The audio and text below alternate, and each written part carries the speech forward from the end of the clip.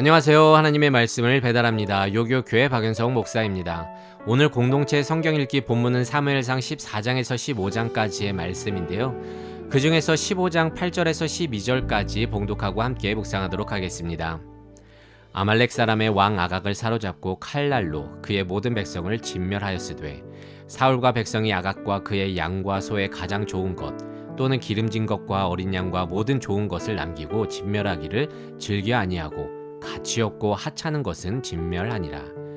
여호와의 말씀이 사무엘에게 임하니라. 이르시되 내가 사울을 왕으로 세운 것을 후회하노니 그가 돌이켜서 나를 따르지 아니하며 내 명령을 행하지 아니하였음이니라 하신지라.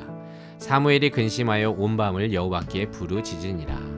사무엘이 사울을 만나려고 아침에 일찍이 일어났더니 어떤 사람이 사무엘에게 말하여 이르되 사울이 갈멜에 이르러 자기를 위하여 기념비를 세우고 발길을 돌려 길갈로 내려갔다 하는지라. 말을 조리 있게 하진 못해도 이런저런 말을 하기 시작한 및 취학 아동을 보면 참 귀엽습니다. 하지만 이들을 보면서 놀란 적이 있는데요. 그들이 하는 변명이 그것입니다. 어느 날 교회에서 한 아이가 물컵을 들고 가다가 자기가 부주의로 물을 쏟았는데 엄마가 다급하게 달려오자 아이가 이렇게 말했습니다. 이 바닥이 나를 넘어뜨려서 어쩔 수 없었다고. 저는 그 장면을 보면서 정말 놀랐습니다.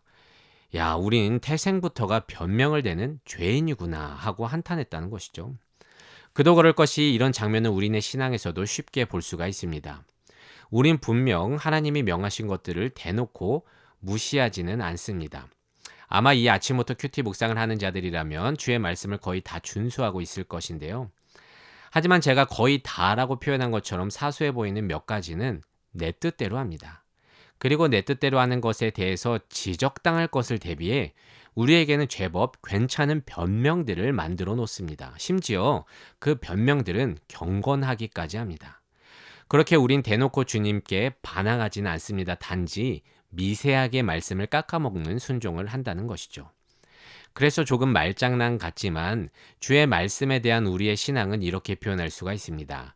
우리는 안 하지 않습니다. 하지만 온전히 하지도 않습니다. 근데 우린 이 스탠스를 보고 순종한다고 생각하지만 성경은 이를 불순종이라고 합니다. 오늘 말씀이 그러한데 사울이 아말렉과의 전쟁 가운데 사무엘로부터 주의 명령을 듣습니다. 1절과 2절 말씀이죠. 만군의 여호와께서 이같이 말씀하시기를 아말렉이 이스라엘에게 행한 일 곧 애굽에서 나올 때에 길에서 대적한 일로 내가 그들을 벌하노니 지금 가서 아말렉을 쳐서 그들의 모든 소유를 남기지 말고 진멸하라고 명령했습니다. 아말렉은요, 이스라엘이 광야 생활하는 동안 이스라엘의 주적이었습니다. 그래서 출애굽기 17장 6절에서는 여호와가 아말렉과 더불어 대대로 싸우리라고 선포까지 했습니다. 그렇게 아말렉은 이스라엘이 약속의 땅으로 들어가는 것을 거부했던 첫 대적자들이었습니다. 한편 그들은 출애굽 행군 중에 뒤처진 약한 자들을 공격하기도 했는데요. 그래서 아말렉은 단순히 군사적인 적이 아니라 여호와의 계획을 방해하는 주적인 것입니다. 하지만 사울 왕은 그런 주님의 말씀을 온전히 따르지 않았습니다. 봉독했듯이 전쟁 후에 남은 전리품들, 그러니까 양과 소의 가장 좋은 것과 기름진 것과 어린 양들은 남겨두고 가치 없고 하찮은 것만 진멸했습니다.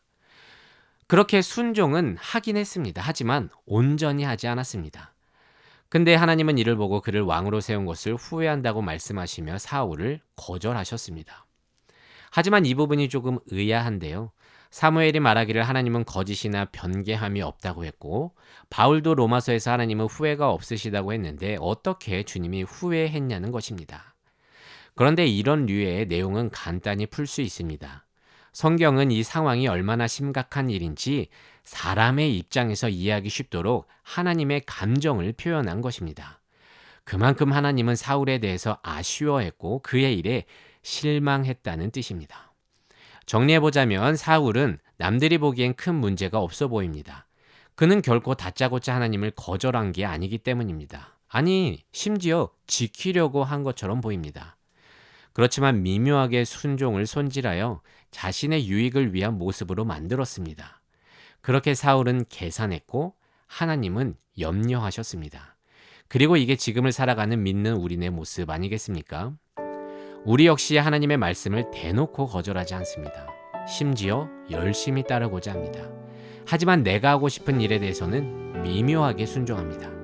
그리고 자신의 행동이 찜찜한지 우린 언제나 이에 대한 거룩한 변명거리를 준비해 놓습니다. 하지만 우리는 스스로 알고 있습니다. 이 순종에는 계산이 들어가 있는지 아닌지 말입니다. 하지만 사울처럼 하나님은 이런 순종에 대해서는 불순종이라고 하시며 실망, 후회하십니다. 그래서 여러분, 오늘 말씀은 단순하면서도 강력한 메시지가 담겨 있습니다. 하나님은 온전한 순종을 원하십니다. 계산하며 손질된 순종 말고 온전히 따르는 거 말입니다. 그래서 혹시 어떤 일 앞에서의 선택이 찜찜하다면 그때는 멈추고 솔직히 기도해야 합니다. 그리고 이 일에 대해서 하나님이 안타까워하실지 묵상할 볼 필요가 있는데요. 부디 오늘 말씀을 통해서 나에겐 계산하며 순종하고 있는 모습은 없는지 돌아보고 다시금 결단함으로 온전한 순종으로 나아가는 그리스도인 청년들 되기를 진심으로 소망합니다. 말씀을 묵상하며 내 삶에 적용하기를 원합니다. 나는 어떤 선택 앞에서 주로 계산하며 순종하는 것 같습니까? 솔직하게 나의 삶을 돌아보고 나의 순종이 온전해지기 위한 굳건한 믿음 달라고 기도해 봅시다.